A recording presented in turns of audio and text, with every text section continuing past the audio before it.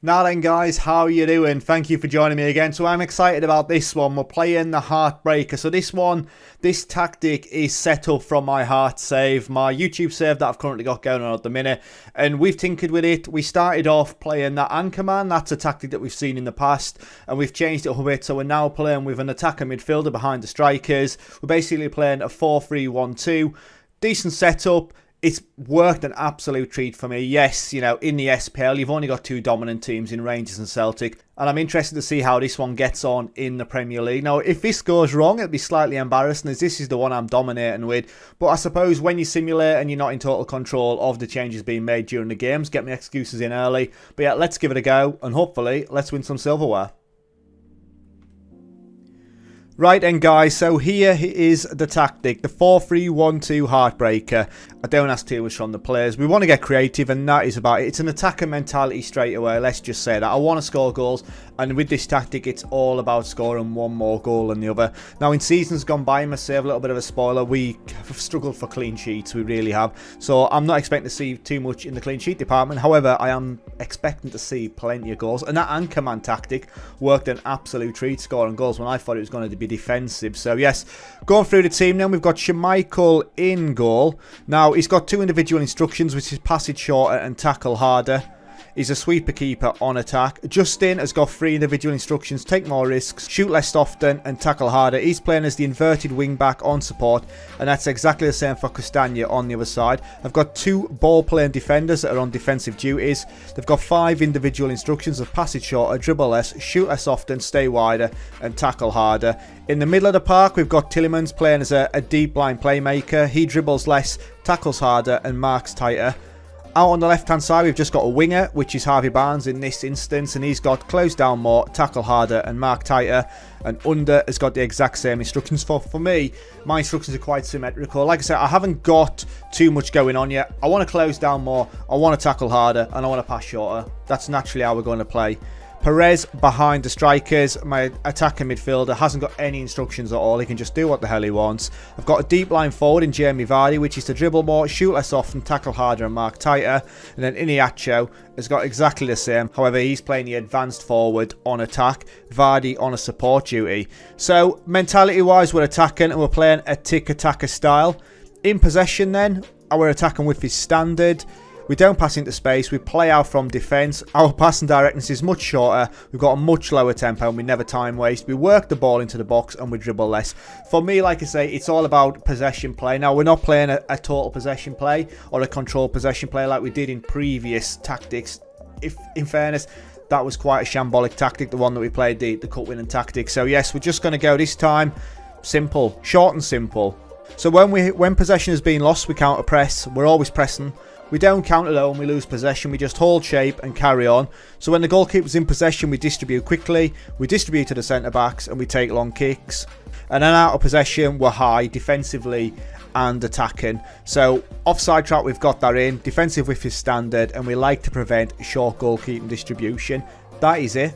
So corners wise then, on a defensive corner setup, we're playing that defending counter, left and right, we've played that before. On the attacking, we're near post. It's the way to go, near post for me. You know, we've got both of my best headers of the ball there in Siunku and Fofana. And then throw-ins wise, when we have a look, we're just going to do the long throw. Again, I know they've been nerfed, but that's the way we're going to play it. And then competition wise, we're in the English Premier League. We've got the FA Cup, we've got the Europa League, we've got the Carabao Cup. We're yet to win the Premier League. Could this be the tactic? I say in every episode the reason that we pick Leicester is solely because the competitions that they're in. And they're a team that realistically, you know, are expecting European place football. So are we going to push them on from that? And that's the thing. You know, I could just do this with Liverpool and probably every tactic would win the league. So it's all about finding the best tactic that's going to maximise the results and the performances of your team. So yes, that is it then, guys. We're going to simulate like we do. We'll get all the way basically to the end of May, June. And then, yeah, we'll see the results. And hopefully, like I say, we've got some silverware. Right then guys, so we're back in and straight away I can see that we finished 5th in the league. So we played 38 games as always, 22 wins, 7 draws, 9 losses. We scored 77 goals. Check out Liverpool with 106 goals there. We conceded 60. Liverpool, again, only conceded 21. Goal difference plus 17. And points-wise, 73.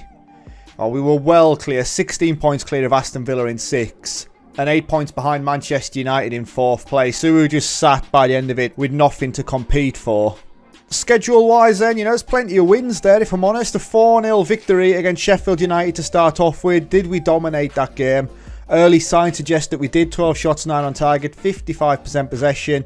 Vardy with a hat-trick on the first game of the season. That's just what you want. And Under with a goal on 28 minutes. We then lose to Manchester United away at Old Trafford. Interesting again. Yeah, we got absolutely battered there. 24 shots, 9 on target. Saying that though, we created 14 chances, 7 on target, and we bossed possession. They had a man sent off and they still managed to score afterwards. You know, that is disappointing. That could have been a 2-2. Shaw sent off on 79 and Martial with a goal on 81. But then flying through this, a 1-0 victory over Shrewsbury in the Carabao Cup 3rd round, a 1-0 victory over Everton, and then a penalty win against Wolves in the Carabao Cup 4th round. We have a 2-2 draw with Fulham, that is disappointing, and a 3-1 victory over Spurs, big result there. Because Spurs are one of those bogey sides. They're like Villa have been in the past for us as well. We absolutely dominated them. 24 shots, 10 on target, 59% possession. Loving that. Absolutely loving it. A 2-1 victory over AEK in the Europa League. A 1-0 victory over West Brom. And then we lose to Hoffenheim 4-3. It's a bit of a shock, I'd say. And we battered them as well. 18 shots, 9 on target. They had 6 on target and scored 4 goals. Schmeichel with a 6.3. Obviously had a shocker. We win Leeds 3-2 and then similar result against Copenhagen as well there. 4-3 again. Whilst we may not even have made it through the group stages here. We then win 7-4 against Brighton. This may be our highest scoring game throughout this entire series. So we have 18 shots, 11 on target and we score 7 goals. Thomas with 2 goals on 4 and 11. Evans gets a goal. Soyuncu, yeah, it's quite defensively there if I'm completely honest. The wide man doing the business for us in this one. 2-0 over West Ham, a 2-1 against Copenhagen. We then win 3-1 against AEK in the Europa League again, and we win 2-1 against Hoffenheim. So how does that fare? So we finished top of the group, even though we lost 2 games, we won the other 4. Copenhagen going through with us. We win 4-3 against Chelsea, we lose 4-1 to Arsenal, 2-1 against Brighton in the Carabao Cup quarter-final, a 4-3 victory over Villa. Villa are a bogey side, and in fairness, Villa were better than us. We made that harder than it needed to be by the look of it. Then we get a 1-0 over Burnley, lose 2-1 to Palace. We beat Liverpool 4-0 in the Carabao Cup semi-final. Vardy with 4 goals and he missed a penalty. God, Vardy could have had 5. He was on fire in that one. We win Watford in the FA Cup. We go through on penalties. 2-2 draw with Wolves. Newcastle win 2-1 the league. And then we go through in the 4th round of the FA Cup on penalties as well. So we've gone through against Watford in the 3rd round on penalties. 4th round against Reading on penalties as well. A 1-0 victory over Sheffield United and we lose 2-1 to Man United.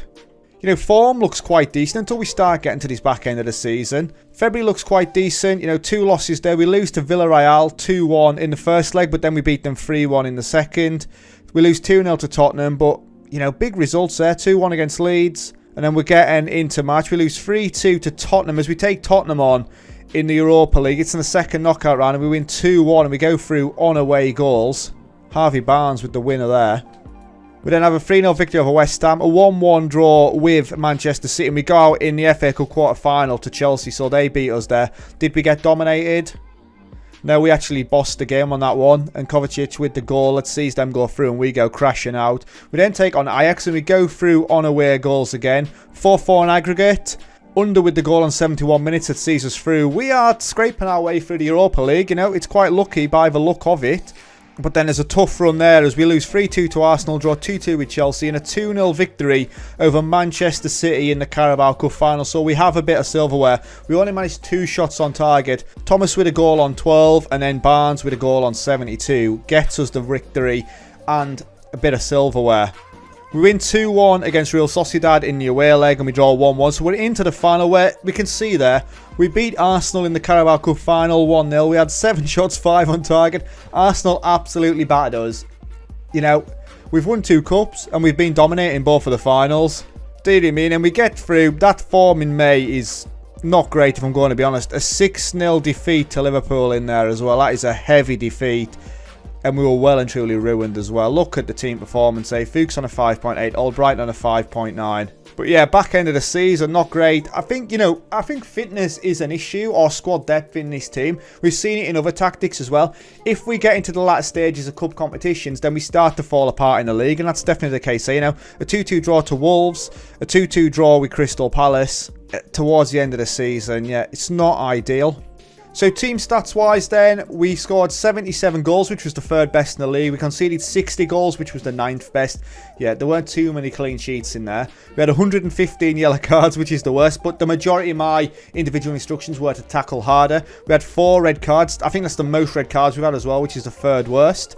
Individual stats then, Jamie Vardy has 31 goals. Highest average rating is Under with a 7.33. Most assists from Maddison and Under with 13 apiece. So we're creating plenty. Johnny Evans had the best pass completion at 95%. Most player of the match awards goes to Under with 6. Most yellow cards goes to James Justin with 18. And most red cards goes to Luke Thomas with 2 red cards.